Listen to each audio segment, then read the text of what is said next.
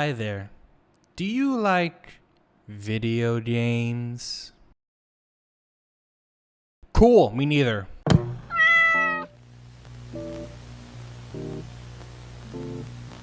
Some time ago, I was doing my usual doom scroll on Twitter when I found a particularly interesting quote tweet.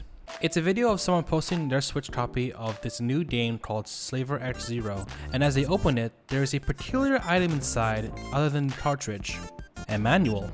Now, I'm not sure if my Gen Z or Gen Alpha audience might know what these strange pieces of paper are, but these are called video game manuals with these relics called physical copies. These would be the things that we used to figure out what to do in the old days of gaming.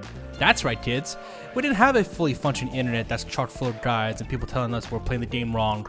Well, I still had internet access when I was a kid, but I only used it to watch shitty AMVs and play on flash game websites. So these were the next best thing to help me get through Need for Speed 2, if I bothered to actually read it. But with how accessible the internet is nowadays and gaming sites like GameFAQs and IGN, containing information about almost every game in the palms of your smartphones, the use of paperback manuals for video games have unfortunately gone obsolete. So why am I talking about something that nobody gives a shit about anymore? Because this tweet gave me the idea to look back into the old days of gaming and how manuals were designed with as much or even more effort than the games that they come with, which also gives my graphic design brain an itch. Which also gives my graphic designer brain quite an itch. And to start, let's take a blast to the past with one of the first examples of a well-designed manual book, Dungeons and Dragons. Wait, what? Now, you might think that using the manual for a tabletop game is a bit of a weird start to this video, but I believe that this is the blueprint of how manual designs are presented for future video games. While the layout of the pages are indeed vintage with its minimalistic presentation, with its fonts and use of type hierarchy, there are pages that are sprinkled with these ink illustrations, showing off the different races and classes you get to play, bringing it more flair than just a wall of text. And look at these graphs. These guys really went into detail with how the game works, and even creating their own formula for a few character stats, which, yes, includes math, so we had to calculate that ourselves. I also like this item list with its names and how much each costs, and check out this chart for class evolutions. It's surprising to learn that D&D were in fact the first to introduce these mechanics that will be used in every RPG since then. Speaking of RPGs, this design philosophy would follow with quite a few video games later in the years. While most would be simplistic and only give out the necessary details with a simple layout, games like the original Fallout went above and beyond when creating their manuals, which is the Vault Dweller's Survival Guide. Packed with over 100 pages of content, this manual really goes into everything you need to know about this game, giving us a profile of the selectable characters to choose from to start, and how each stats affects the gameplay. One of the highlights of this manual are the many illustrations and small designs that bring a lot of personality into its pages. I especially like this taped note that contains an anonymous message that hints at something more sinister at play within the game's world. All of these aspects come together to create something that brings both the manual and the game itself together: world building. This manual is designed to create an immersive experience as if you were a stupid sheltered fuck going outside for the first time, and you're given this 50s inspired manual that doesn't even properly prepare you to kill a bunch of rats upon exiting the vault. And as we are entering the 2000s, the amount of detail written out in most manuals has been reduced to these boxes, but some have continued to show how creative the manual medium can be presented with more visual flair, especially these. So let's take a look at a few.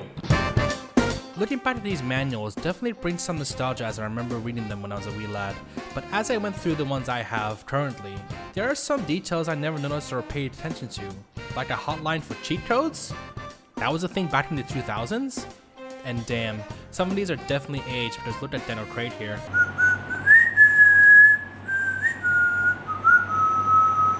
Not to mention with the graphic design of these manuals, there are a number of them that are quite impressive with how much they go hard with their designs.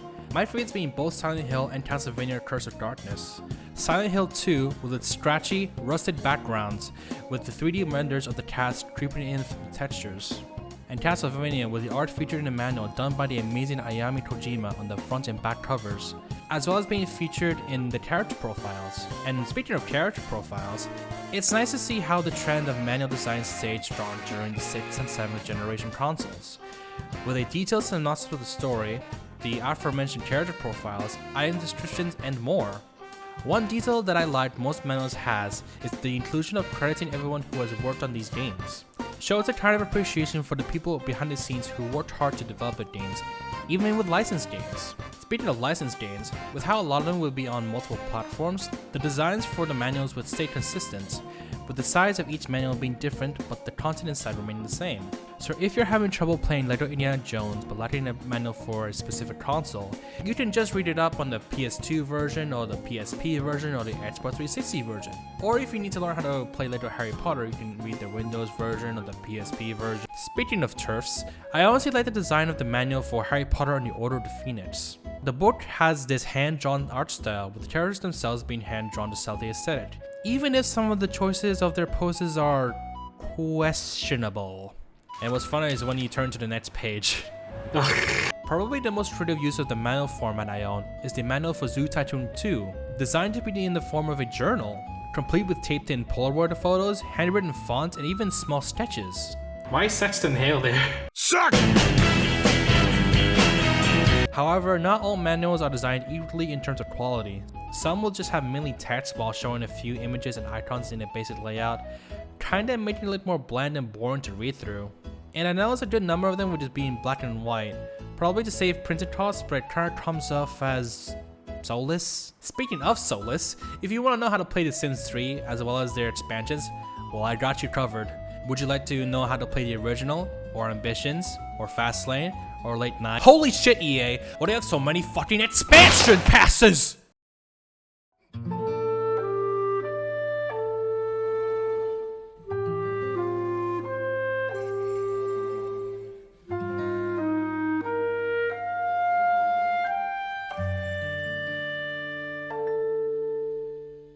But as we enter the mid-2010s, we start to see a significant shift with the 8th generation consoles, where now most boxes started lacking something inside them that comes along with the disc or cartridge. And sadly, it would be a trend that continues to today, where now the only thing you can find inside your physical copy is the disc, and if you're lucky, find a piece of merch or code that you didn't ask for. God damn it, Square, I won't join your day-ass club! And with that, ends the era of physical manuals. You can now just go online and listen to someone else tell you how to play the game, even if they're bad at it. But what if I were to tell you there was a game that came out not too long ago that utilizes video game manuals in an innovative way that harkens back to those good old days?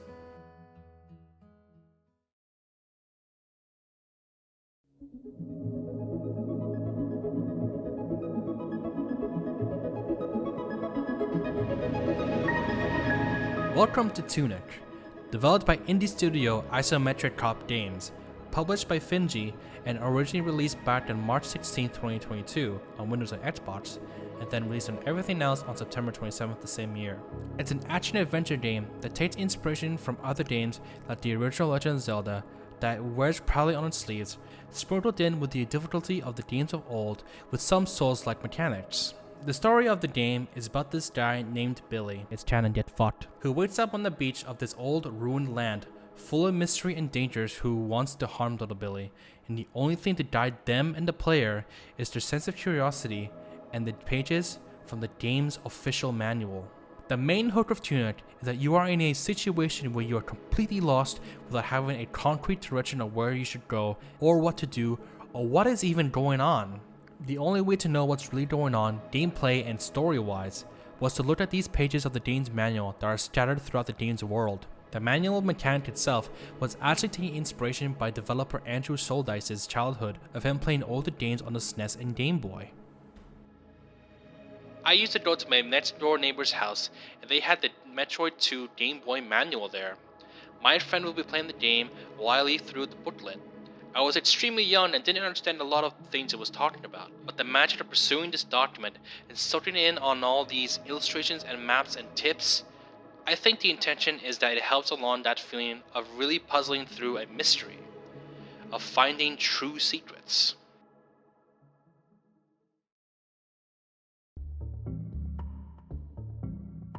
The intention was to recreate that feeling of finding your way through a game that is purposely cryptic with the help of a manual you can barely understand.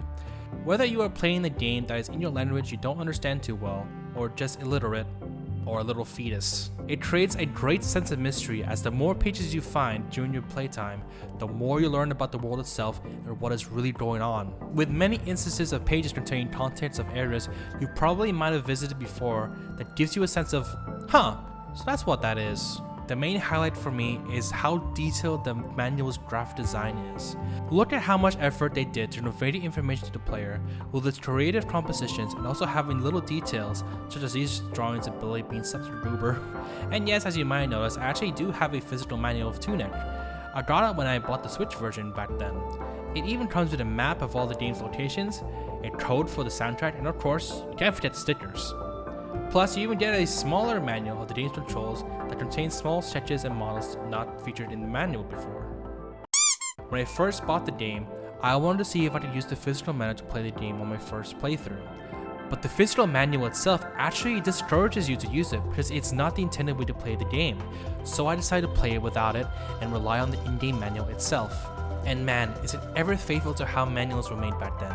Complete with a synopsis of the story, some lore on the enemies and bosses, an item list, a guide to help you unlock secrets, a guide on what the endings are, and even notes page. Look! Notes! And in said page, someone even wrote codes on what to do, as if someone before us left this clue to help us out with more cryptic puzzles. I also love this detail of these coffee stains on this particular page, as it's actually from the librarian's cup of coffee, where you originally found it, really showcasing how much attention to detail the devs have done to really sell its authenticity. Now I want to go more in depth with the secrets of the game and the manual itself, but it will go into spoiler territory, so skip here if you want to experience the game yourself first. Those who remain, let's proceed.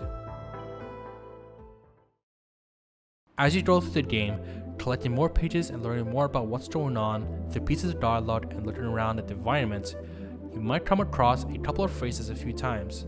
The Golden Path and the Holy Cross. And you might have seen these strange symbols on the walls and found one of the last pieces of the manual that presents this spread. Excuse me. A picture of a giant door on top of the snowy mountain and this row of numbers in a golden grid. You then find this spread, showing an illustration of Billy in front of a door that has one of these strange symbols on it, and him forming a thought ball with depicting directional arrows. This is your clue on what the Holy Cross and the Golden Path is. The Holy Cross is your D-pad, and these symbols are puzzles that unlock something once you input the right code, following the direction that starts from the starting point on the left and ending on the right. And this is where the genius and biggest reveal of Tunic comes into play.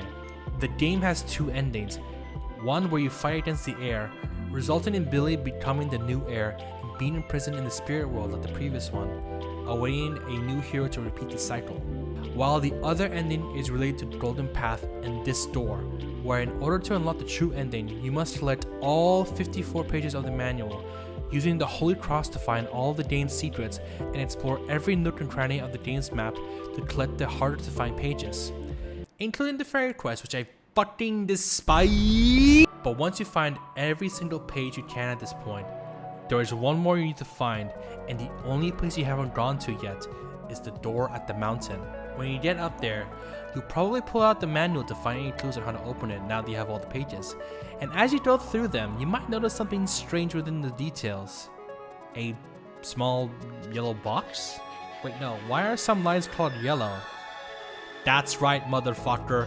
The entire manual contains the entire Golden Path, and the numbers in the grid are in the order of what path to take, starting from the bottom middle, and by going through each page in order of where the path takes, you slowly construct the actual Golden Path to unlock the door. Once you've drawn out the path, you must use the Holy Cross to input the path into the door, which took me way too fucking long to do, but once you succeed, the door opens, letting you proceed up to the peak.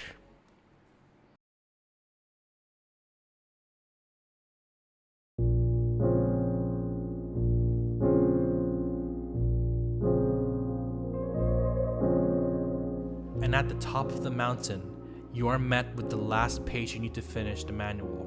Once you pick it up, you are shown this message. Dear player, you've come a long way, haven't you? You've probably found a lot of secrets. Maybe you stumbled across the hidden trophy room. Perhaps you even freed every fairy. We hope you had fun, but there's at least one more thing for you to do. If this is your final page, you should pay a visit to a certain someone and share your wisdom. Thank you so much for playing.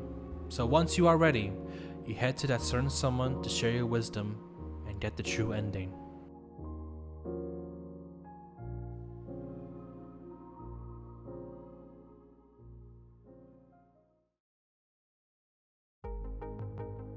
Tune It is such an amazing example of how the medium of video game manuals can be used in modern games, creating an in-game meta that intertwines the gameplay and world building in a natural way that adds to the story.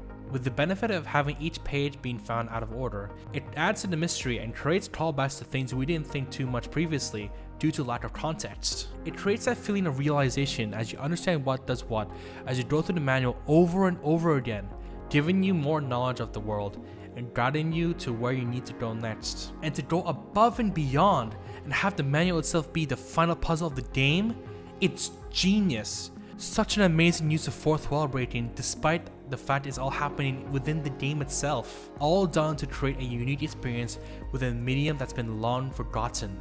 I hope that thanks to Tune It, developers will create games in the future that utilizes manuals in a creative manner, because there's a lot of potentials to use manuals as an art form that can take many shapes and forms, physically and digitally, to tell an engrossing story. And such scenes do exist in the world of Fate video games in fact, with the Vermin's Guidebook by online artist Plastiboo, gaining recent attention for its in-depth world building and surreal dark fantasy settings, presented in an authentic guidebook you would find back in the 80s and 90s. So hopefully one day we can see a sort of revival of video game manuals that are done as passionately as the games of old, letting the developers go wild with its content and designs as much as they have done for their actual games. And come on, seriously, we gotta get the Kitty Wings and man children to start reading again, because holy shit, some gamers are just really bad at playing games, or just the lack of understanding of the most basic shit. And please, stop aggressively trying to handhold everyone in your game, Sony, because good god, you're not helping. Brother. Probably use those islands to get a better angle on the torch. No? Use your blades to swing the torch to the other side. Timing's off! Don't just stand there! Move! Oh my god! Parry that attack! Oh my god, shut up! Thank you so much for watching. I actually wanted to try this sort of experimental way of doing content, and I hope you enjoyed. If you want to see more, then be sure to subscribe and have a good night. See you later.